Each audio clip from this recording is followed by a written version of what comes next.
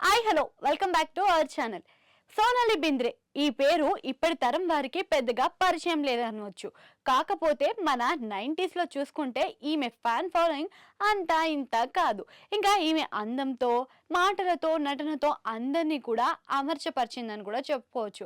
అయితే ఈమె నటన అందరికీ నచ్చింది, ఆ విధంగా మెప్పించింది కూడా.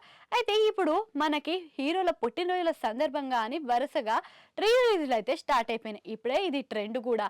అయితే మనం అప్పటి సినిమాలు అంటే ఇప్పటి తరం సినిమాలు కాకుండా 90s లో వచ్చిన సినిమాలు టీవీలో కాకుండా బిగ్ స్క్రీన్లో చూడాలని చాలా మందికి ఉంటుంది. ఇక అవన్నిటిని కూడా ఎంజాయ్ చేసేందుకు, ఇంకా అప్పటి తరం వాళ్ళకి బిగ్ స్క్రీన్లో చూపించేందుకు ఈ రీ రిలీజ్లు బాగా ఉపయోగపడుతున్నాయని కూడా చెప్పుకోవచ్చు.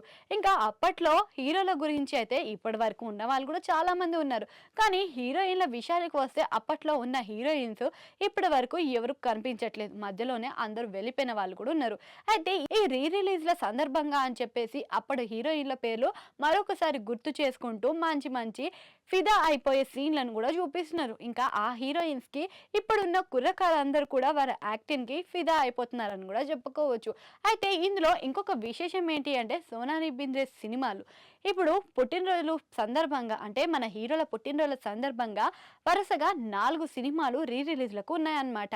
అందులో మొదటి మురారి. ఈ సినిమాలో కూడా మన సోనాలి బింద్రేనే యాక్ట్ చేసింది.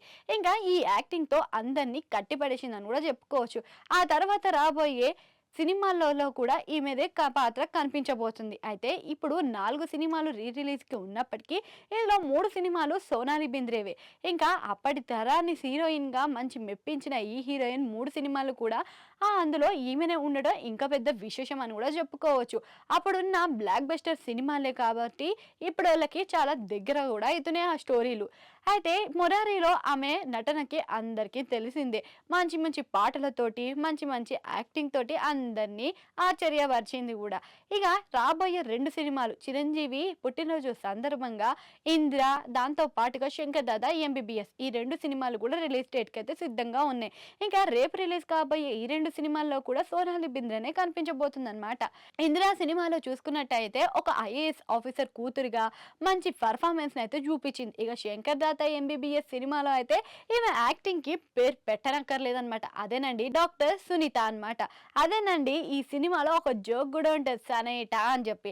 అయితే ఆ సనైటానే ఈ సునీత, ఈ 2 కలిపితేనే మన సోనాలి బింద్రే అనమాట. ఈమె యాక్టింగ్ కి ప్రతి ఒక్కరు కూడా ఫిదా అయిపోతున్నారు. ఇప్పటోళ్ళు కూడా మంచిగా కనెక్ట్ అయ్యే విధంగా నడుస్తుంది అనమాట.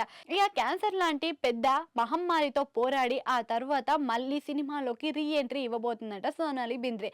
అయితే ఈ రీ రిలీజ్ల కారణంగా అందరూ కూడా ఈ సినిమా కోసం అని చెప్పేసి ఇంటర్వ్యూలు, స్పెషల్ బైట్స్ వేపిస్తున్నారట. ఇంకా దీంట్లో సోనాలి బింద్రే కనిపించబోతుందని కూడా చెప్తున్నారు.